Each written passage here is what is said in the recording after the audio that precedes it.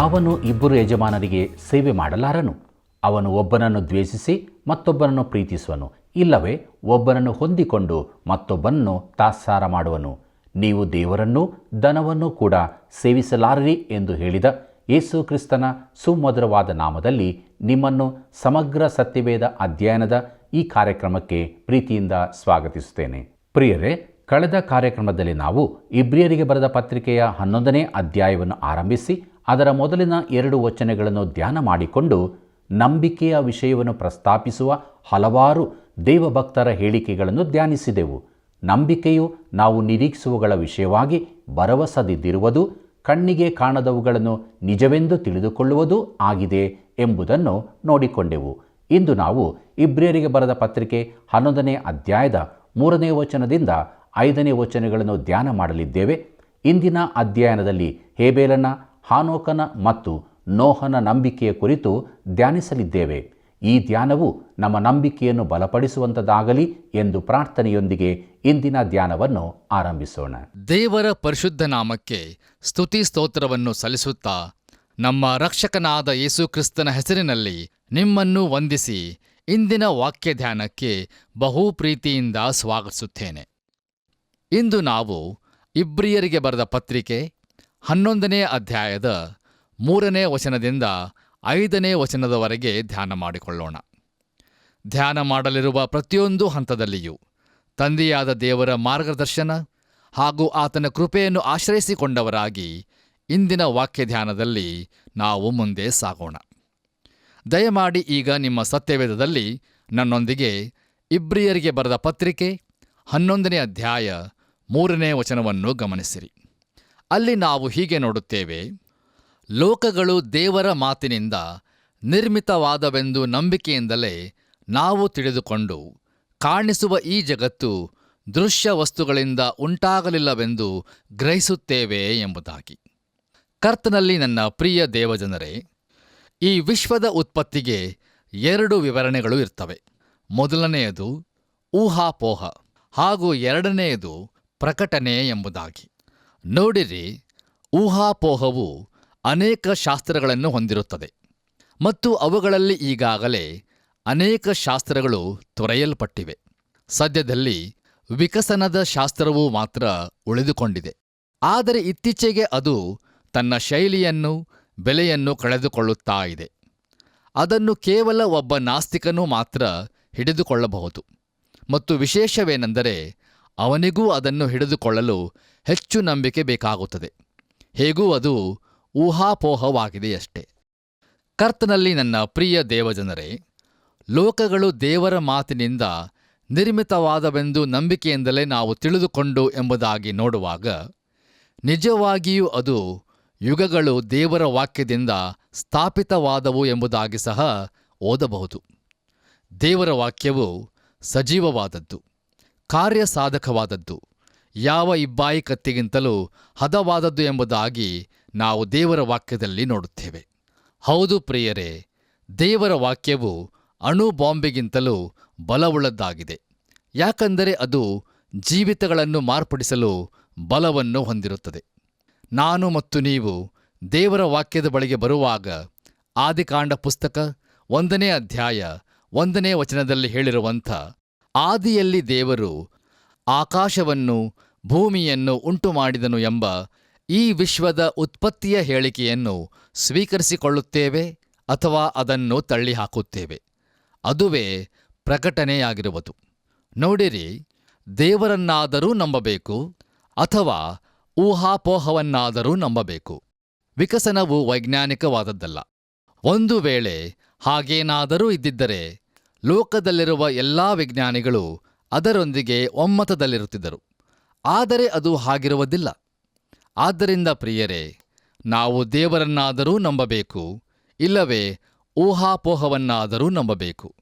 ನೋಡಿರಿ, ನಂಬಿಕೆಯು ಯಾವುದರ ಮೇಲಾದರೂ ಲಂಗರು ಹಾಕಲ್ಪಟ್ಟಿರಬೇಕು, ಅಂದರೆ ಆಧಾರಿತವಾಗಿರಬೇಕು.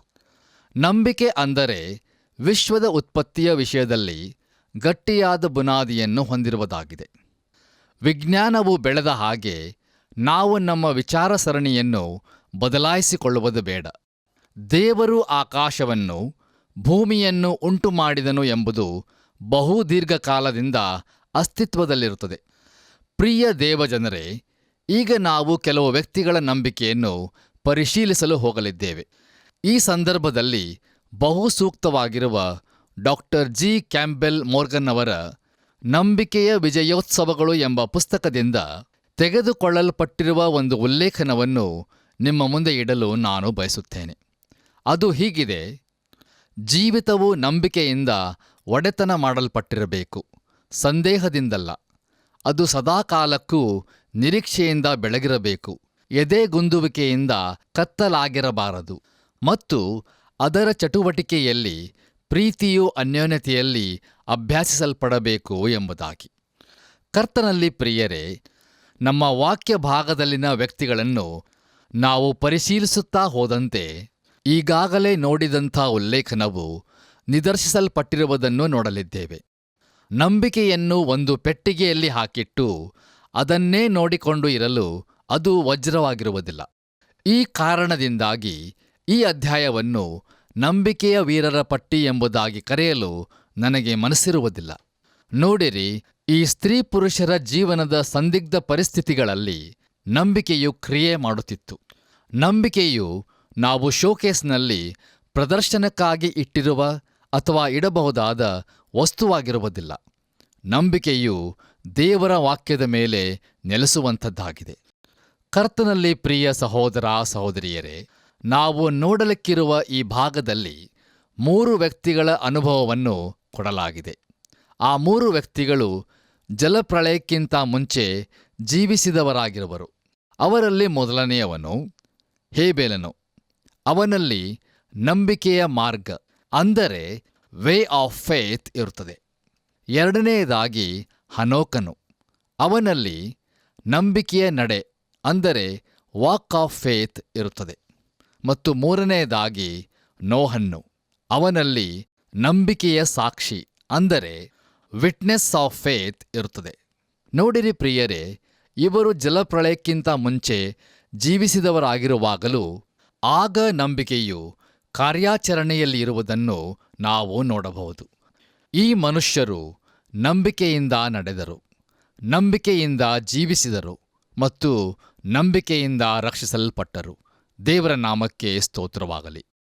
ಬನ್ನಿರಿ ಪ್ರಿಯರೇ, ನಮ್ಮ ಧ್ಯಾನವನ್ನು ಮುಂದುವರಿಸಿ ಇಬ್ರಿಯರಿಗೆ ಬರೆದ ಪತ್ರಿಕೆ 11ನೇ ಅಧ್ಯಾಯ 4ನೇ ವಚನವನ್ನು ಓದಿಕೊಳ್ಳೋಣ. ನಂಬಿಕೆಯಿಂದಲೇ ಹೇಬೇಲನು ಕಾಯಿನನ ಯಜ್ಞಕ್ಕಿಂತ ಶ್ರೇಷ್ಠವಾದ ಯಜ್ಞವನ್ನು ದೇವರಿಗೆ ಸಮರ್ಪಿಸಿದನು. ಅದರ ಮೂಲಕ ತಾನು ನೀತಿವಂತನೆಂದು ಸಾಕ್ಷಿ ಹೊಂದಿದನು. ದೇವರು ಅವನ ಕಾಣಿಕೆಗಳನ್ನು ಅಂಗೀಕಾರ ಮಾಡಿದ್ದೇ ಆ ಸಾಕ್ಷಿ. ಅವನು ಸತ್ತಿದ್ದರೂ ಅವನು ನಂಬಿಕೆಯ ಮೂಲಕ ಇನ್ನೂ ಮಾತಾಡುತ್ತಾನೆ ಎಂಬುದಾಗಿ ನೋಡುತ್ತೇವೆ. ಕರ್ತನಲ್ಲಿ ನನ್ನ ಪ್ರಿಯ ದೇವಜನರೇ, ಬನ್ನಿರಿ, ಈ ಸಂದರ್ಭದಲ್ಲಿ ನಾವು ಆದಿಕಾಂಡ ಪುಸ್ತಕಕ್ಕೆ ಹಿಂದಿರುಗಿ ಹೋಗಿ ಅಲ್ಲಿ ಕಾಯಿನ ಹೇಬೇಲ ಎಂಬ 2 ಹುಡುಗರ ಕಥೆಯನ್ನು ನೋಡಿಕೊಳ್ಳೋಣ. ಅದರಲ್ಲೂ ವಿಶೇಷವಾಗಿ ಹೇಬೇಲನು ಹೊಂದಿದಂಥ, ಕಾಯಿನನು ಹೊಂದಿರದಂಥ ಆ ಸಂಗತಿ ಯಾವುದು ಎಂಬುದನ್ನು ನೋಡಿಕೊಳ್ಳೋಣ. ಈ 2 ಹುಡುಗರ ಮಧ್ಯದಲ್ಲಿದ್ದ ವ್ಯತ್ಯಾಸವೇನಾಗಿತ್ತು? ದಯಮಾಡಿ ನಿಮ್ಮ ಸತ್ಯವೇದದಲ್ಲಿ ಆದಿಕಾಂಡ ಪುಸ್ತಕ 4ನೇ ಅಧ್ಯಾಯ 1ನೇ ವಚನವನ್ನು ನನ್ನೊಂದಿಗೆ ಗಮನಿಸಿರಿ. ಅಲ್ಲಿ ನಾವು ಹೀಗೆ ನೋಡುತ್ತೇವೆ: ಆ ಪುರುಷನು ತನ್ನ ಹೆಂಡತಿಯಾದ ಹವ್ವಳನ್ನು ಕೂಡಲು ಆಕೆ ಗರ್ಭಿಣಿಯಾಗಿ ಕಾಯಿನನನ್ನು ಹೆತ್ತು ಯೆಹೋವನ ಅನುಗ್ರಹದಿಂದ ಗಂಡು ಮಗುವನ್ನು ಪಡೆದಿದ್ದೇನೆ ಎಂದು ಹೇಳಿದಳು ಎಂಬುದಾಗಿ. ಪ್ರಿಯರೇ, ಆಕೆಯು ನಿಜವಾಗಿಯೂ ಹೇಳಿದ್ದೇನೆಂದರೆ, ನಾನು ದೇವರಿಂದ ಆ ಗಂಡು ಮಗುವನ್ನು ಹೊಂದಿದ್ದೇನೆ ಎಂಬುದಾಗಿ. ಪ್ರಿಯರೇ, ದಯಮಾಡಿ ಗಮನಿಸಿರಿ, ಆಕೆಯು ಯಾವ ಆ ಗಂಡು ಮಗುವಿನ ಕುರಿತು ಹೇಳುತ್ತಿರುವಳು? ನೋಡಿರಿ, ಹವ್ವಳು ತನ್ನ ಮೂಲಕ ಸ್ತ್ರೀ ಸಂತಾನವು ಬರಲಿರುವುದು ಎಂಬುದನ್ನು ತಿಳಿದಿದ್ದಳು. ಆದಿಕಾಂಡ ಪುಸ್ತಕ 3ನೇ ಅಧ್ಯಾಯ 15ನೇ ವಚನದಲ್ಲಿ ದೇವರು ಸೈತಾನನಿಗೆ ಹೇಳುತ್ತಿರುವುದನ್ನು ಗಮನಿಸಿರಿ. ನಿನಗೂ ಈ ಸ್ತ್ರೀಗೂ, ನಿನ್ನ ಸಂತಾನಕ್ಕೂ ಈ ಸ್ತ್ರೀ ಸಂತಾನಕ್ಕೂ ಹಗೆತನವಿರುವ ಹಾಗೆ ಮಾಡುವೆನು. ಈಕೆಯ ಸಂತಾನವು ನಿನ್ನ ತಲೆಯನ್ನು ಜಜ್ಜುವುದು, ನೀನು ಅದರ ಹಿಮ್ಮಡಿಯನ್ನು ಕಚ್ಚುವಿ ಎಂಬುದಾಗಿ. ಕರ್ತನಲ್ಲಿ ಪ್ರಿಯರೇ, ಪಾಪದೊಂದಿಗಿನ ಹೋರಾಟವು ಬಹು ದೀರ್ಘಕಾಲ ಇರುವುದು ಎಂಬುದಾಗಿ ಆದಾಮನು ಮತ್ತು ಹವ್ವಳು ತಿಳಿದುಕೊಂಡಿರಲಿಲ್ಲ. ತಮ್ಮ ಮೊದಲನೆಯ ಮಗನು ಸೈತಾನನನ್ನು ಸೋಲಿಸಲಿರುವ ಮನುಷ್ಯನೆಂದು ಅವರು ತಿಳಿದುಕೊಂಡಿದ್ದರು. ನೋಡಿರಿ ಪ್ರಿಯರೇ, ಕಾಯಿನನು ರಕ್ಷಕನಾಗಿರಲಿಲ್ಲ, ಅವನು ಕೊಲೆಗಾರನಾಗಿದ್ದನು. ಮುಂದುವರಿದು ನಾವು ಆದಿಕಾಂಡ ಪುಸ್ತಕ 4ನೇ ಅಧ್ಯಾಯ 2ನೇ ವಚನದಲ್ಲಿ ನಾವು ಹೀಗೆ ನೋಡುತ್ತೇವೆ. ತರುವಾಯ ತಮ್ಮನಾದ ಹೇಬೇಲನನ್ನು ಹೆತ್ತಳು. ಹೇಬೇಲನು ಕುರಿ ಕಾಯುವವನಾದನು, ಕಾಯಿನನು ವ್ಯವಸಾಯ ಮಾಡುವವನಾದನು ಎಂಬುದಾಗಿ. ಕರ್ತನಲ್ಲಿ ಪ್ರಿಯರೇ, ಇಲ್ಲಿ ನಾವು ತಡೆದು ನಿಂತು ಈ ಇಬ್ಬರು ಹುಡುಗರ ವಿಷಯದಲ್ಲಿ ಸ್ವಲ್ಪ ಆಲೋಚನೆ ಮಾಡೋಣ. ಅದೇನೆಂದರೆ, ಇವರಿಬ್ಬರು ಒಂದೇ ಕುಟುಂಬದಲ್ಲಿ ಒಂದೇ ತಂದೆ ತಾಯಿಯಿಂದ ಹುಟ್ಟಿದವರಾಗಿದ್ದರೂ ಇವರಿಬ್ಬರ ನಡುವೆ ಬಹಳ ವ್ಯತ್ಯಾಸವಿತ್ತು. ಈ ವ್ಯತ್ಯಾಸಕ್ಕೆ ಯಾವ ವಿವರಣೆಯನ್ನು ಕೊಡಲಿಕ್ಕಾಗುವುದಿಲ್ಲ. ಒಂದು ವೇಳೆ ತಂದೆಯ ಕಡೆಯಿಂದ ಪೂರ್ವಿಕರ ಗುಣವು ಒಬ್ಬ ಮಗನಲ್ಲಿ ಬಂದದೆ ಹಾಗೂ ತಾಯಿಯ ಕಡೆಯಿಂದ ಪೂರ್ವಿಕರ ಗುಣವು ಮತ್ತೊಬ್ಬ ಮಗನಲ್ಲಿ ಬಂದದೆ ಎಂಬುದಾಗಿ ವಿವರಿಸಬೇಕಾದಲ್ಲಿ ಇವರಿಗೆ ಪೂರ್ವಿಕರೇ ಇರಲಿಲ್ಲ. ಒಂದು ವೇಳೆ ಇವರಿಬ್ಬರು ಹೆಚ್ಚು ಕಡಿಮೆ ಒಂದೇ ತರಹ ಕಾಣಿಸುತ್ತಿದ್ದಿರಬಹುದು, ಆದರೆ ಪ್ರಿಯರೇ, ಅವರ ಗುಣದಲ್ಲಿ ಬಹಳ ವ್ಯತ್ಯಾಸವಿತ್ತು. ಕರ್ತನಲ್ಲಿ ನನ್ನ ಪ್ರಿಯ ದೇವಜನರೇ, ನಾವು ಇನ್ನೂ ಮುಂದುವರಿದು ಆದಿಕಾಂಡ ಪುಸ್ತಕ 4ನೇ ಅಧ್ಯಾಯ 3ನೇ ವಚನದಲ್ಲಿ ಹೀಗೆ ನೋಡುತ್ತೇವೆ. ಕಾಲಾಂತರದಲ್ಲಿ ಕಾಯಿನನು ಹೊಲದ ಬೆಳೆಯಲ್ಲಿ ಕೆಲವನ್ನು ತಂದು ಯೆಹೋವನಿಗೆ ಕಾಣಿಕೆಯಾಗಿ ಸಮರ್ಪಿಸಿದನೋ ಎಂಬುದಾಗಿ. ನೋಡಿರಿ, ಕಾಲಾಂತರದಲ್ಲಿ ಎಂಬುದಾಗಿ ಹೇಳುವಾಗ ಅದು ಬಹುಶಃ ವಾರ ಕಳೆದ ಮೇಲೆ ಆಗಿರಬಹುದು, ಅಥವಾ ಅದು ಸಬ್ಬತ್ ದಿನವಾಗಿರಬಹುದು. ಯಾಕಂದರೆ ಅವರು ಮೊದಲನೆಯ ಸೃಷ್ಟಿಗೆ ಸಂಬಂಧಿಸಿದ ಹುಡುಗರಾಗಿದ್ದರು. ಪ್ರಿಯರೇ, ಈ ವಾಕ್ಯ ಭಾಗದಲ್ಲಿ ನಾವು ಮುಂದುವರಿದು ಆದಿಕಾಂಡ ಪುಸ್ತಕ 4ನೇ ಅಧ್ಯಾಯದ 4 ಮತ್ತು 5ನೇ ವಚನಗಳನ್ನು ಓದುವಾಗ ಅಲ್ಲಿ ನಾವು ಹೀಗೆ ನೋಡುತ್ತೇವೆ. ಹೇಬೇಲನು ಹಾಗೆಯೇ ತನ್ನ ಹಿಂಡಿನಿಂದ ಚೊಚ್ಚಲ ಕುರಿಗಳನ್ನು ಕಾಣಿಕೆಯಾಗಿ ತಂದು ಅವುಗಳ ಕೊಬ್ಬನ್ನು ಹೋಮ ಮಾಡಿದನು. ಯೆಹೋವನು ಹೇಬೇಲನನ್ನು ಅವನ ಕಾಣಿಕೆಯನ್ನು ಮೆಚ್ಚಿ ಕಾಯಿನನನ್ನು ಅವನ ಕಾಣಿಕೆಯನ್ನು ಮೆಚ್ಚಲಿಲ್ಲ. ಇದರಿಂದ ಕಾಯಿನನು ಬಹು ಕೋಪಗೊಂಡನು, ಅವನ ಮುಖವು ಕಳೆಗುಂದಿತು ಎಂಬುದಾಗಿ ನೋಡುತ್ತೇವೆ. ಕರ್ತನಲ್ಲಿ ಪ್ರಿಯ ಸಹೋದರ ಸಹೋದರಿಯರೇ, ಈಗ ಅವರಿಬ್ಬರೂ ಅರ್ಪಿಸಿದ ಕಾಣಿಕೆಗಳಲ್ಲಿ ವ್ಯತ್ಯಾಸವೇನಿತ್ತು? ಅವರಿಬ್ಬರೂ ದೇವರಿಗೆ ವಿಧೇಯರಾಗಿ ಬರಲಿಲ್ಲವೇ? ಇಲ್ಲ, ಅವರು ಹಾಗೆ ಮಾಡಲಿಲ್ಲ. ನೋಡಿರಿ, ಅವರು ಯೇಸುಕ್ರಿಸ್ತನಿಗೆ ಬೆರಳು ಮಾಡಿ ತೋರಿಸುವ ಒಂದು ಕುರಿಮರಿಯನ್ನು ಯಜ್ಞವಾಗಿ ತರಬೇಕೆಂದು ದೇವರು ಅವರಿಗೆ ಪ್ರಕಟಪಡಿಸಿದ್ದನು. ಆದಿಕಾಂಡ ಪುಸ್ತಕದಲ್ಲಿ ಇದರ ಕುರಿತು ಹೇಳಿರುವುದಿಲ್ಲವಲ್ಲ ಎಂಬುದಾಗಿ ಯಾರಾದರೂ ವಾದಿಸಬಹುದು. ಹೌದು, ಆದಿಕಾಂಡ ಪುಸ್ತಕವು ಅದನ್ನು ಹೇಳುವುದಿಲ್ಲ, ಆದರೆ ಇಬ್ರಿಯರ ಪುಸ್ತಕವು ಅದನ್ನು ಹೇಳುತ್ತದೆ. ನಂಬಿಕೆಯಿಂದಲೇ ಹೇಬೇಲನು ಕಾಯಿನನ ಯಜ್ಞಕ್ಕಿಂತ ಶ್ರೇಷ್ಠವಾದ ಯಜ್ಞವನ್ನು ದೇವರಿಗೆ ಸಮರ್ಪಿಸಿದನೋ ಎಂಬುದಾಗಿ. ಪ್ರಿಯರೇ, ಅದನ್ನು ಮಾಡಲು ಅವನಿಂದ ಹೇಗೆ ಸಾಧ್ಯವಾಯಿತು? ಯಾಕಂದರೆ ಅವನು ನಂಬಿಕೆಯಿಂದ ಬಂದದ್ದರಿಂದಲೇ. ಹಾಗಾದರೆ ನಂಬಿಕೆಯನ್ನು ನಾವು ಹೇಗೆ ಪಡೆಯಬಹುದು? ರೋಮಾಪುರದವರಿಗೆ ಬರೆದ ಪತ್ರಿಕೆ 10ನೇ ಅಧ್ಯಾಯ 17ನೇ ವಚನದಲ್ಲಿ ನಾವು ಹೀಗೆ ನೋಡುತ್ತೇವೆ. ಆದ ಕಾರಣ ಸಾರಿದ ವಾರ್ತೆಯು ನಂಬಿಕೆಗೆ ಆಧಾರ, ಆ ವಾರ್ತೆಗೆ ಕ್ರಿಸ್ತನ ವಾಕ್ಯವೇ ಆಧಾರ ಎಂಬುದಾಗಿ. ನೋಡಿರಿ, ಹೇಬೇಲನು ದೇವರಿಂದ ಪ್ರಕಟಣೆಯನ್ನು ಹೊಂದಿದ್ದನು, ಹಾಗೆಯೇ ಕಾಯಿನನೂ ಸಹ ಹೊಂದಿದ್ದನು. ಅವರಿಬ್ಬರೂ ಒಂದೇ ಕುಟುಂಬದಲ್ಲಿದ್ದರು. ಆದರೆ ಕಾಯಿನನು ದೇವರ ಪ್ರಕಟಣೆಯನ್ನು ಅಲಕ್ಷ್ಯ ಮಾಡಿದನು ಮತ್ತು ಅವನು ತನ್ನ ಮನಸ್ಸಿಗೆ ತೋಚಿದ್ದನ್ನು, ಅಂದರೆ ಹೊಲದ ಬೆಳೆಯಲ್ಲಿ ಕೆಲವನ್ನು ತೆಗೆದುಕೊಂಡು ಬಂದನು. ಇಂದು ಅನೇಕ ಜನರು ಇದೇ ರೀತಿಯಲ್ಲಿ ದೇವರ ಬಳಿಗೆ ಬರುತ್ತಾ ಇದ್ದಾರೆ. ನೋಡಿರಿ, ದೇವರು ಆದಿಯಲ್ಲಿಯೇ ತನ್ನ ಕಡೆಗೆ ನಡೆಸುವ ಮಾರ್ಗವನ್ನು ಸ್ಪಷ್ಟಪಡಿಸಿದನು. ರಕ್ತಧಾರೆಯಿಲ್ಲದೆ ಪಾಪ ಪರಿಹಾರವಿರುವುದಿಲ್ಲ. ನಾವು ದೇವರ ಬಳಿಗೆ ಒಂದೇ ಒಂದು ಮೂಲ ತತ್ವದ ಮೇಲೆ ಬರುತ್ತೇವೆ. ಅದು ಯಾವುದೆಂದರೆ, ನಾವು ಪಾಪಿಗಳಾಗಿದ್ದೇವೆ ಮತ್ತು ನಮ್ಮ ಪಾಪಗಳ ದಂಡನೆಯನ್ನು ನಾವು ಕಟ್ಟಬೇಕಾಗಿರುತ್ತದೆ ಎಂಬುದಾಗಿ. ಆ ಕಾರಣದಿಂದಾಗಿ ಕುರಿಮರಿಯು ಕೊಲ್ಲಲ್ಪಡಬೇಕು. ಆ ಕುರಿಮರಿಗೆ ನಮ್ಮ ಪಾಪವನ್ನು ತೆಗೆದುಹಾಕಲಿಕ್ಕೆ ಆಗುವುದಿಲ್ಲ. ಆದರೆ ಅದು ಲೋಕದ ಪಾಪವನ್ನು ತೆಗೆದುಹಾಕುವ ದೇವರ ಯಜ್ಞದ ಕುರಿಯಾಗಿರುವ ಯೇಸುಕ್ರಿಸ್ತನ ಬರೋಣದ ಪೂರ್ವಛಾಯೆಯನ್ನು ತೋರಿಸುತ್ತಿತ್ತು ಮತ್ತು ಅದನ್ನು ನಂಬಿಕೆಯಿಂದಲೇ ಅರ್ಪಿಸಲಾಯಿತು. ಹೇಬೇಲನ ಯಜ್ಞವು ಯೇಸುಕ್ರಿಸ್ತನಿಗೆ ಬೆರಳು ಮಾಡಿ ತೋರಿಸುತ್ತಿತ್ತು. ಅದುವೇ ರಕ್ಷಣೆಯ ಮಾರ್ಗವಾಗಿತ್ತು. ದೇವರಿಗೆ ಮಹಿಮೆಯಾಗಲಿ. ಇಂದು ನಾವು ದೇವರ ಬಳಿಗೆ ಬರಲು ಯೇಸುಕ್ರಿಸ್ತನೇ ಮಾರ್ಗವಾಗಿರುವನು. ದೇವರು ಆತನನ್ನು ನಮ್ಮ ಪಾಪಗಳಿಗಾಗಿ ಸಾಯಲು ಅನುಗ್ರಹಿಸಿದನು. ಆದ್ದರಿಂದ ಪ್ರಿಯರೇ, ಹೇಬೇಲನು ನಮಗೆ ನಂಬಿಕೆಯ ಮಾರ್ಗವನ್ನು ನಿದರ್ಶಿಸುತ್ತಿರುವನು. ಅದುವೇ ರಕ್ತ ಪ್ರೋಕ್ಷಿತ ಮಾರ್ಗ, ಯೇಸುಕ್ರಿಸ್ತನ ಮಾರ್ಗವಾಗಿರುವುದು.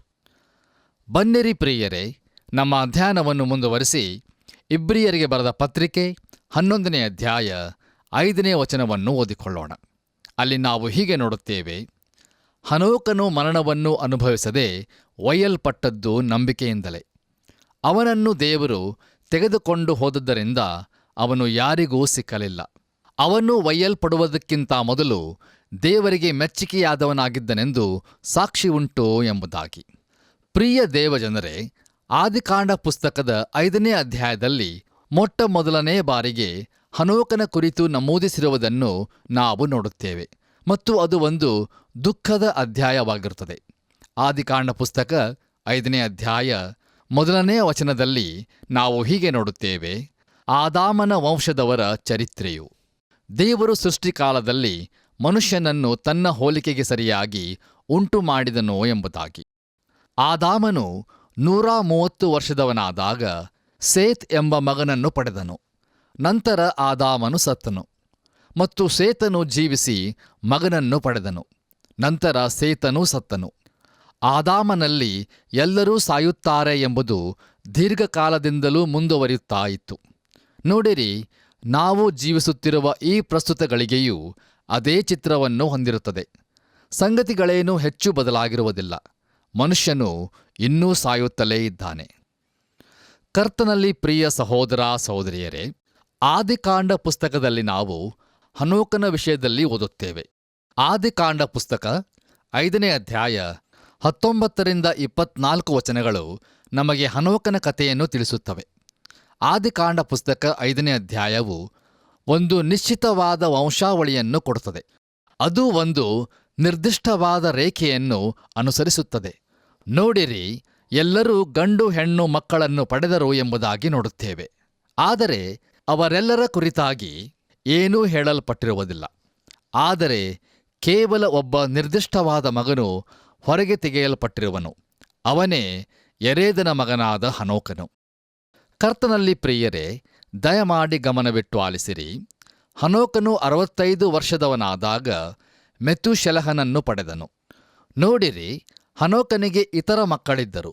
ಆದರೆ ಮೆತೂಷೆಲಹನು ಚೊಚ್ಚಲ ಮಗನಾಗಿರುವುದು ಸ್ಪಷ್ಟವಾಗಿ ತಿಳಿದು ಬರುತ್ತದೆ.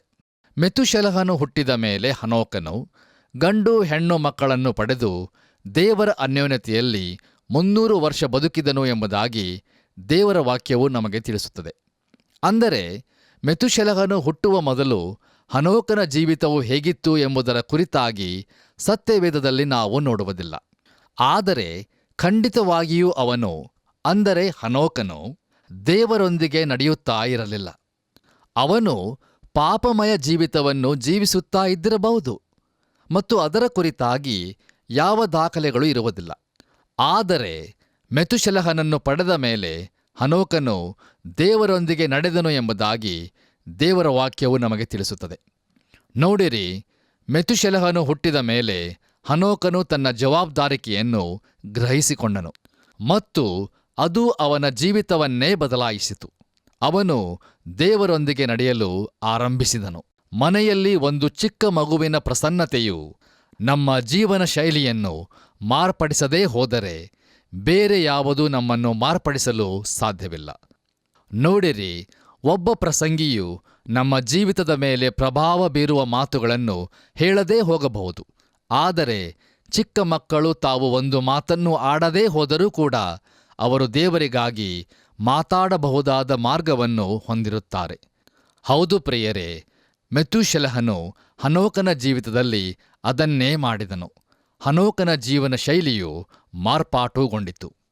ಪ್ರಿಯರೇ, ವಾಕ್ಯ ಭಾಗದಲ್ಲಿ ನಾವು ಮುಂದುವರೆದು ನೋಡುವಾಗ ಹನೋಕನು ಮೆತುಶೆಲಹನ ನಂತರ ಇತರ ಮಕ್ಕಳನ್ನು ಪಡೆದನು ಎಂಬುದಾಗಿ ದಾಖಲೆಯಾಗಿರುತ್ತದೆ. ಆದರೆ ಅವನು ಸತ್ತನು ಎಂಬುದಾಗಿ ಹೇಳಲ್ಪಟ್ಟಿರುವುದಿಲ್ಲ. ದಯಮಾಡಿ ಗಮನಿಸಿರಿ, ಹನೋಕನು ದೇವರೊಂದಿಗೆ ಅನ್ಯೋನ್ಯವಾಗಿ ನಡೆದುಕೊಳ್ಳುತ್ತಾ ಇರುವಾಗ ದೇವರು ಅವನನ್ನು ಕರೆದುಕೊಂಡದ್ದರಿಂದ ಕಾಣದೇ ಹೋದನು ಎಂಬುದಾಗಿ ನೋಡುತ್ತೇವೆ. ಪ್ರಿಯರೇ, ಹನೋಕನಲ್ಲಿ ನಂಬಿಕೆಯ ನಡೆಯನ್ನು ನಾವು ನೋಡುತ್ತೇವೆ. ನಮ್ಮ ಇಂದಿನ ಅಧ್ಯಯನದ ವಾಕ್ಯ ಭಾಗದಲ್ಲಿ ಇಬ್ರಿಯರ ಗ್ರಂಥಕರ್ತನು ಹೇಳುತ್ತಿರುವುದೇನೆಂದರೆ, ಹನೋಕನು ಮರಣವನ್ನು ಅನುಭವಿಸದೆ ಒಯ್ಯಲ್ಪಟ್ಟದ್ದು ನಂಬಿಕೆಯಿಂದಲೇ. ಅವನನ್ನು ದೇವರು ತೆಗೆದುಕೊಂಡು ಹೋದದರಿಂದ ಅವನು ಯಾರಿಗೂ ಸಿಕ್ಕಲಿಲ್ಲ.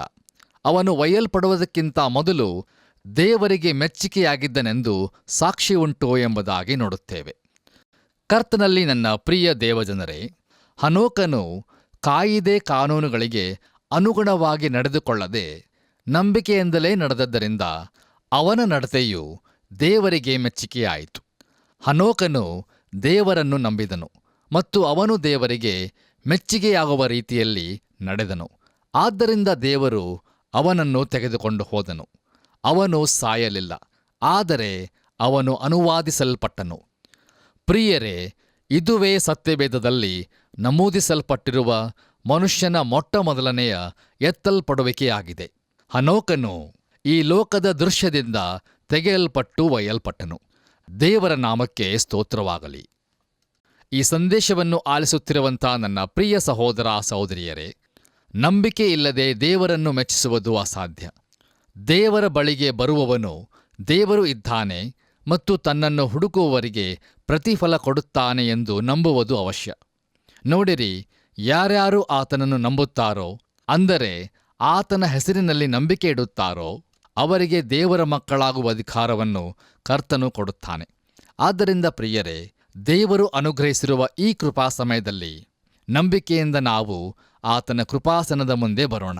ನಂಬಿಕೆಯಿಂದಲೇ ಯೇಸು ಕ್ರಿಸ್ತನನ್ನು ನಮ್ಮ ಸ್ವಂತ ರಕ್ಷಕನನ್ನಾಗಿ ಅಂಗೀಕರಿಸಿಕೊಳ್ಳೋಣ ಮತ್ತು ಆತನು ತನ್ನ ಕೃಪೆಯಲ್ಲಿ ಅನುಗ್ರಹಿಸುವ ರಕ್ಷಣಾ ಭಾಗ್ಯ ಹಾಗೂ ನಿತ್ಯ ಜೀವದ ನಿರೀಕ್ಷೆಯನ್ನು ಹೊಂದಿಕೊಂಡು ಆತನ ಮಹಿಮೆಗೋಸ್ಕರ ಜೀವಿಸೋಣ. ದೇವರು ತಾನೇ ನಿಮ್ಮೆಲ್ಲರಿಗೂ ಸಹಾಯ ಮಾಡಲಿ. ಆಮೇನ್. ಪ್ರಿಯರೇ, ಇಬ್ರಿಯರಿಗೆ ಬರೆದ ಪತ್ರಿಕೆಯ 11ನೇ ಅಧ್ಯಾಯದ 3ನೇ ವಚನದಿಂದ 5ನೇ ವಚನಗಳ ತನಕ ಧ್ಯಾನವನ್ನು ವೀಕ್ಷಿಸಿದ್ದೇವೆ. ಜೀವಿತವು ನಂಬಿಕೆಯಿಂದ ಒಡೆತನ ಮಾಡಲ್ಪಟ್ಟಿರಬೇಕು, ಸಂದೇಹದಿಂದಲ್ಲ. ಅದು ಸದಾಕಾಲಕ್ಕೂ ನಿರೀಕ್ಷೆಯಿಂದ ಬೆಳಗಿರಬೇಕು, ಎದೆಗುಂದುವಿಕೆಯಿಂದ ಕತ್ತಲಾಗಿರಬಾರದು. ಮತ್ತು ಅದರ ಚಟುವಟಿಕೆಯಲ್ಲಿ ಪ್ರೀತಿಯೂ ಅನ್ಯೋನ್ಯತೆಯಲ್ಲಿ ಅಭ್ಯಾಸಲ್ಪಡಬೇಕು ಎಂದು ಡಾಕ್ಟರ್ ಕ್ಯಾಂಪೆಲ್ ಮೋರ್ಗನ್ ರವರ ಹೇಳಿಕೆಯೊಂದಿಗೆ ನಂಬಿಕೆ ವೀರರ ಪಟ್ಟಿಯಲ್ಲಿನ ಮೊದಲ 3 ವ್ಯಕ್ತಿಗಳ ಶ್ರೇಷ್ಠ ನಂಬಿಕೆಯ ಕುರಿತು ಧ್ಯಾನ ಮಾಡಿದ್ದು ನಿಜವಾಗಿಯೂ ನಮ್ಮ ಆತ್ಮಿಕ ಜೀವಿತಕ್ಕೆ ಸ್ಫೂರ್ತಿ ನೀಡುವಂಥದ್ದಾಗಿತ್ತು. ಆದುದರಿಂದ ದೇವರು ಮೆಚ್ಚುವಂಥ ನಂಬಿಕೆಯನ್ನು ನಮ್ಮ ಜೀವಿತಗಳಲ್ಲಿ ಅಳವಡಿಸಿಕೊಂಡು ಆತನು ಮೆಚ್ಚುವಂಥ ಜೀವಿತವನ್ನು ಜೀವಿಸಿ ಆತನನ್ನು ಮಹಿಮೆಪಡಿಸೋಣ. ನಾವು ಒಟ್ಟಾಗಿ ಪ್ರಾರ್ಥನೆ ಮಾಡಿಕೊಳ್ಳೋಣ. ಪ್ರೀತಿ ಸ್ವರೂಪನಾದ ದೇವರೇ, ನೀನು ನಂಬಿಗಸ್ತನು ಸ್ವಾಮಿ. ನಮ್ಮಲ್ಲಿ ನಂಬಿಕೆಯನ್ನು ಹುಟ್ಟಿಸಿ ನಾವು ನಂಬಿಕೆಯಲ್ಲಿ ಜೀವಿಸುವುದಕ್ಕೆ ನಿನ್ನಾತ್ಮನ ಸಹಾಯವನ್ನು ಅನುಗ್ರಹಿಸಿಕೊಡು. ಯಾರ್ಯಾರ ಜೀವಿತಗಳು ಅಪನಂಬಿಕೆಯಿಂದ ಇದೆಯೋ ಅವರನ್ನು ಕರುಣಿಸಿ ನಿನ್ನ ವಾಕ್ಯಗಳಿಂದ ತುಂಬಿಸಿ ಅವರು ನಿನ್ನನ್ನು ಆತುಕೊಂಡು ಜೀವಿಸೋದಕ್ಕೆ ಸಹಾಯ ಮಾಡು. ನಮ್ಮ ಅನುದಿನದ ಜೀವಿತದಲ್ಲಿ ನಿನ್ನ ಮಹಿಮೆಗೋಸ್ಕರ ಮುಂದೆ ಸಾಗುವುದಕ್ಕೆ ನಮಗೆ ಸಹಾಯ ಮಾಡು. ನಿರಾಶೆಯಲ್ಲಿರುವವರಿಗೆ ನಿರೀಕ್ಷೆಯನ್ನು ಅನುಗ್ರಹಿಸಿಕೊಡು ಸ್ವಾಮಿ. ನಿನ್ನಿಂದ ದೂರವಾದವರು ನಿನ್ನನ್ನು ಕಂಡುಕೊಳ್ಳುವಂತಾಗಲಿ. ಹೀಗೆ ನಾವೆಲ್ಲರೂ ನಿನ್ನನ್ನು ದೃಷ್ಟಿಸುತ್ತಾ ನಮಗೆ ನೇಮಕವಾದ ಓಟವನ್ನು ಸ್ಥಿರಚಿತ್ತದಿಂದ ನಂಬಿಕೆಯಿಂದ ಓಡುವುದಕ್ಕೆ ನಮಗೆ ಸಹಾಯ ಮಾಡು. ಯೇಸುವಿನ ನಾಮದಲ್ಲಿ ಬೇಡಿದ್ದೇವೆ ನಮ್ಮ ತಂದೆಯೇ, ಆಮೆನ್. ಪ್ರಿಯರೇ, ಸಮಗ್ರ ಸತ್ಯವೇದ ಅಧ್ಯಯನದಲ್ಲಿ ನೀವು ಹೊಂದಿಕೊಂಡ ಆಶೀರ್ವಾದಗಳನ್ನು ನೆನಪಿಸಿಕೊಳ್ಳಿರಿ. ಪ್ರತಿದಿನವೂ ಕರೆ ಮಾಡಿ ಸುವಾರ್ಥ ಸೇವೆಯನ್ನು ಬೆಂಬಲಿಸಿರಿ. ಮುಂದಿನ ಕಾರ್ಯಕ್ರಮದಲ್ಲಿ ತಿರುಗಿ ನಾವು ಭೇಟಿಯಾಗೋಣ. ವಂದನೆಗಳು.